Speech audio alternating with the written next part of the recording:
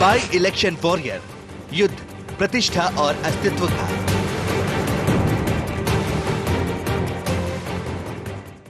By election warrior की इस कड़ी में मेरे साथ बीजेपी के कद्दावर नेता भूपेंद्र सिंह जी हैं, नगरीय प्रशासन मंत्री भी हैं और बीजेपी की अगर हम बात करें मध्य प्रदेश बीजेपी में इनका खासा अगर हम कहें तो दबदबा है। चलिए हम इनसे बातचीत करते हैं। सर, उपचुनाव हो गए, रिजल्ट बस अब आने वाला है, मतपेटी खुलने वाली है, क्या लग रहा है? देखिए मुक्ता जी, इस चुनाव के जो रुझान है और जो सब जगह से फीडबैक आया है, बातचीत हुई है, इसमें अधिकांश सीटें भारतीय जनता पार्टी जीत रही है। अच्छा, तो अधिकांश से आपका कितना है, कितना आप सोच रहे हैं? अधिकांश है, मतलब हम लोग तो 28 मान रहे हैं, बाकी 2-4 गड़बड़ हो जाए तो नहीं कह सकते, पर हम लोग 28 मान के चल रहे हैं। चलिए, बीजेपी 28 पे दावा कर रही है, अधिकांश आप कह रहे हैं। उधर पे पूर्व मुख्यमंत्री, हालांकि उनका जो कांग्रेस का जो सोशल पेज है उसमें उनको डिस्क्राइब किया जाता है भावी मुख्यमंत्री कमलनाथ, वो क्लेम कर रहे हैं कि जनता कांग्रेस के साथ है, सौदेबाजी जो हो रही है उसको नकार रही है टोटल, बहुत कॉन्फिडेंट है। उसको आप किस रूप में देख रहे हैं? देखिए, वो तो काफ़ी समय से ये बातें कह रहे हैं। पहले कह रहे थे कि हम 15 अगस्त को राष्ट्रीय ध्वज फहराएंगे, 15 अगस्त को सलामी लेंगे, फिर उसके बाद कहा कि अब अगली विधायक दल की बैठक राजभवन में होगी। तो कार्यकर्ताओं का मनोबल बनाए रखने के लिए, पार्टी में लोग ना टूटे, इसके लिए उनको ये सब कहना जरूरी है, इसलिए कह रहे हैं।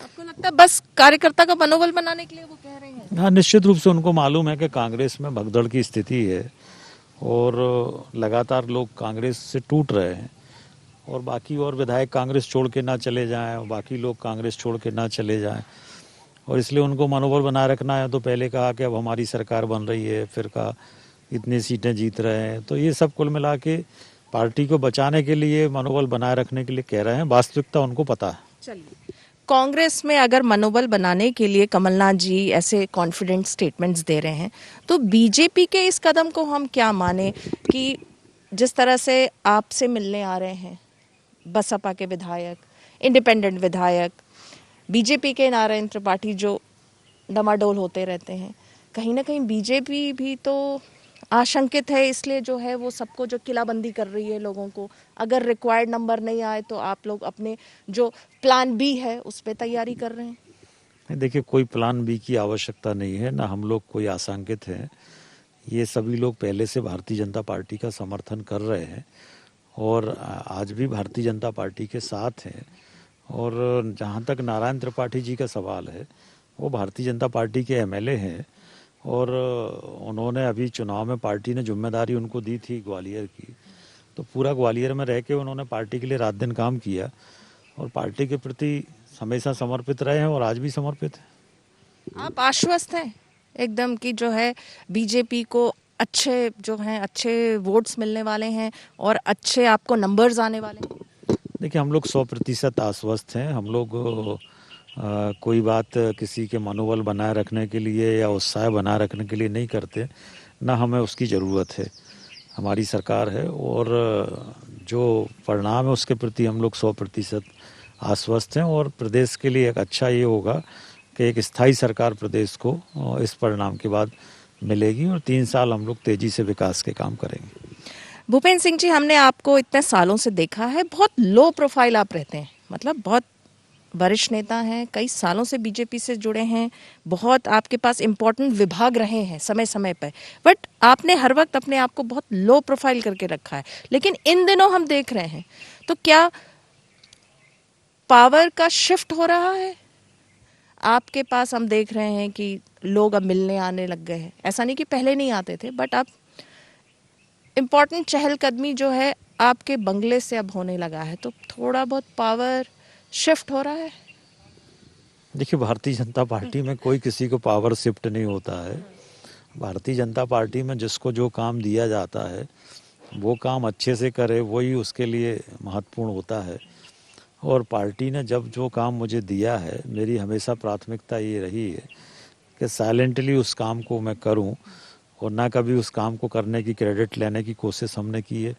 क्योंकि हमारा मूल्यांकन पार्टी में होता है, कोई हमें बाकी जगह मूल्यांकन कराने की आवश्यकता नहीं है। पार्टी में हमारा मूल्यांकन ठीक होना चाहिए, यही हमारी राजनीतिक पूंजी है।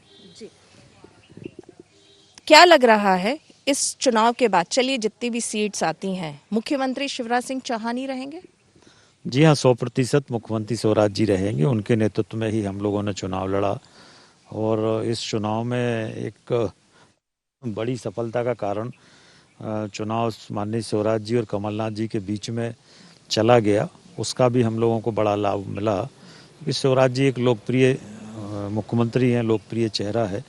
कमलनाथ जी जननेता नहीं है और इसलिए उसका लाभ हम लोगों को ज़्यादा मिला। और सिंधिया जी को आप कैसे देख रहे हैं?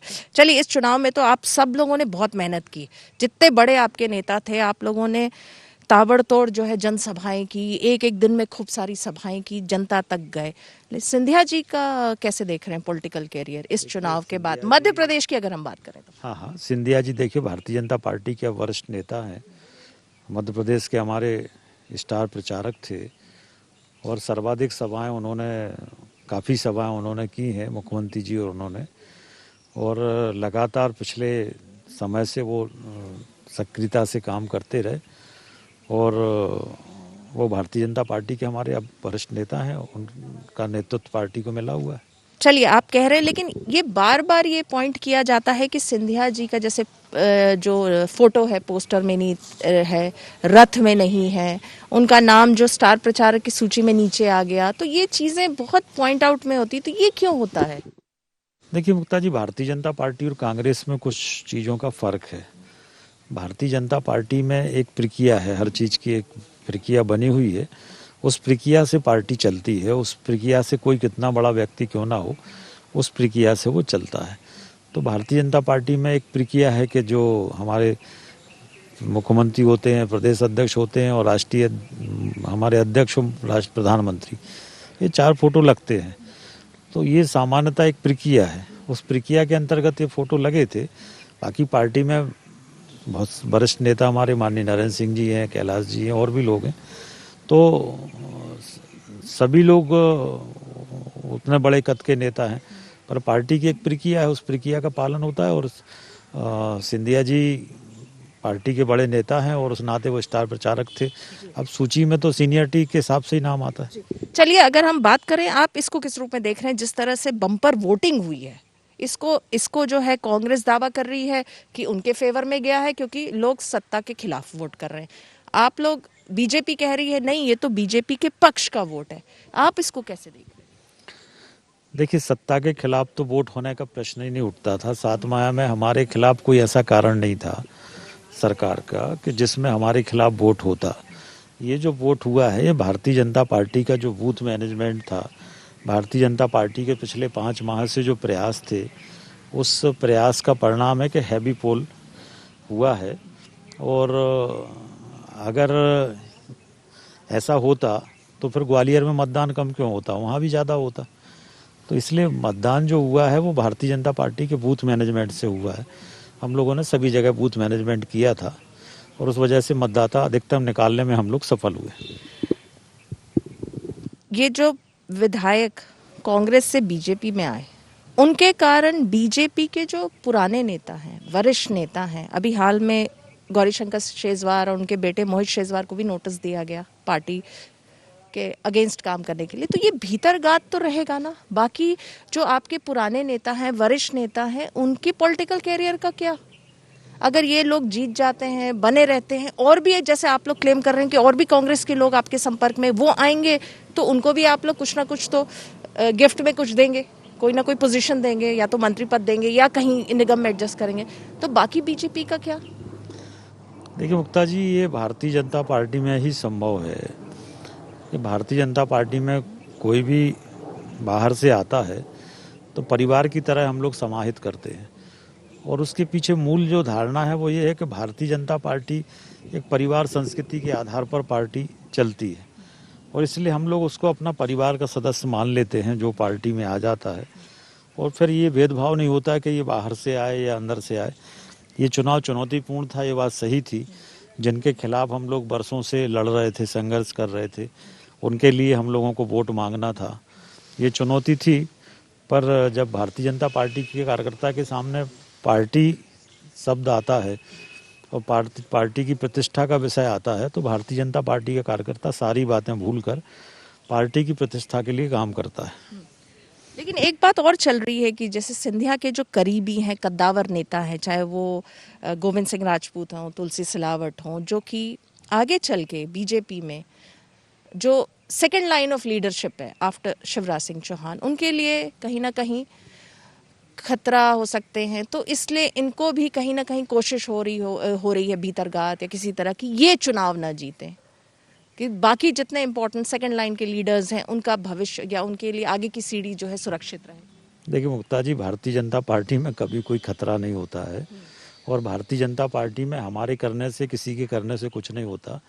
जो हमारा शीर्ष नेतृत्व है वो सारी बातों पर विचार करके निर्णय करता है, और इसलिए हमारे एफर्ट करने से कुछ नहीं होता। पार्टी सब चीज़ों पर नज़र रखती है, और भारतीय जनता पार्टी में जो पार्टी का निर्णय होता है वही निर्णय होता है। यहाँ पर कोई इस तरह का वो विषय नहीं होता, सीनियरिटी, जूनियरिटी या बाकी व्यक्ति को कहाँ किस काम में लगाना है, ये भारतीय जनता पार्टी तय करती। आपके प्रयास करने से कुछ नहीं होता। चलिए एक चीज़ तो आप बताइए, आप एक राज तो खोलिए कि शिवराज सिंह चौहान आपको पसंद करते हैं, तो ऐसी क्या आपकी क्वालिटी है कि जिसके कारण जो आप उनको, वो आपको पसंद करते हैं? क्या आपका लो प्रोफाइल होना ये उसमें से एक कारण है? देखिए, मुझे सभी पसंद करते हैं। भारतीय जनता पार्टी में ऐसा कोई नेता नहीं है जो मुझे पसंद, मुक्ता जी, ना करता हो। उसका कारण ये है कि मैं फालतू की चीज़ों में नहीं पड़ता हूँ, और जो काम पार्टी देती उस काम को करता हूँ। मैं अलग से कोई अपेक्षा नहीं पालता, मेरी कोई महत्वाकांक्षा नहीं है। भारतीय जनता पार्टी के लिए काम करूँ, यही एक मन में रहता है, और जब से होश संभाला तब से पार्टी का काम कर रहे हैं, और कभी मन में ये अपेक्षा नहीं हुई कि विधायक बने, मंत्री बने, सांसद बने। पार्टी जब जो निर्णय करती रही उसके हिसाब से काम करते रहे, और इसलिए कभी कोई महत्वाकांक्षा नहीं पाली, और ना आगे भविष्य में पालेंगे। हमारे बारे में पार्टी निर्णय करती, और विश्वसनीयता इसलिए है कि जो काम पार्टी मुझे देती है उस काम को मैं जिम्मेदारी से करता हूँ। तो चाहे माननीय स्वराज जी हो, चाहे बाकी पार्टी नेतृत्व हो, सभी का मेरे ऊपर विश्वास रहता है। ऐसा कोई अलग से स्वराज जी का हो, ऐसा नहीं है। मैं अगर काम नहीं करता और मुझ में क्षमता नहीं होती तो स्वराज जी भी मुझे क्यों पसंद करते? तो इसलिए मैं अपने काम से और जो जिम्मेदारी पार्टी देती है उसको ठीक से करता हूँ, इसलिए सारे लोग मुझे पसंद करते हैं। सभी, कोई भारतीय जनता पार्टी में एक व्यक्ति के कहने से निर्णय थोड़ी होते, सबके कहने से होते। सामूहिक लीडरशिप हाँ। है। जी चलिए, जाते जाते फिर से एक सवाल पूछूंगी। मैं चाहूंगी कि आप डिप्लोमेटिक आंसर ना दें मुझे। कितने सीट्स आ रहे हैं, आपका जो आंकलन है? देखिए मुक्ता जी, मैं ये मान के चलता हूँ कि 28 ही सीटों पर भारतीय जनता पार्टी पूरी ताकत से चुनाव लड़ी है, और हम लोगों को ये तय करना मुश्किल है कि इसमें से हम कौन सी सीट हारेंगे। 28 ही सीटों पर लड़े, हो सकता कुछ सीटें हम लोग हार भी सकते हैं, परंतु ये कहना मुश्किल है कि कौन सी सीट हम लोग हार रहे हैं, कौन सी सीट जीत रहे हैं। हम लोगों को अपेक्षा ये है कि हम 28 ही सीटों पर जीतेंगे। चलिए, बाई इलेक्शन वॉरियर में आपने समय दिया, हमसे बातचीत की, आपका बहुत बहुत धन्यवाद। तो आपने सुना कद्दावर नेता भूपेंद्र सिंह को, बिल्कुल लो प्रोफाइल रहते हैं और नपा तुला बोलते हैं, और उनका ये आंकलन है कि बीजेपी ने इस उपचुनाव में जो जिस तरह का परफॉर्मेंस रहा है उससे उनका कहना है कि अधिकांश सीट जो है वो बीजेपी की ही झोली में जाएगी। कैमरामैन नगेंद्र के साथ IND 24 के लिए मुक्ता पाठक।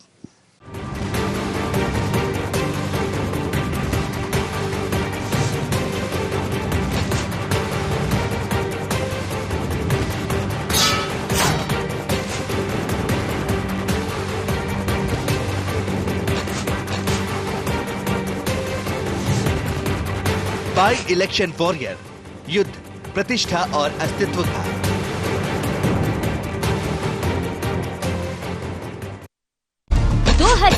का चुनावी रण, किसके सिर सजेगा ताज, किसको मिलेगी बात?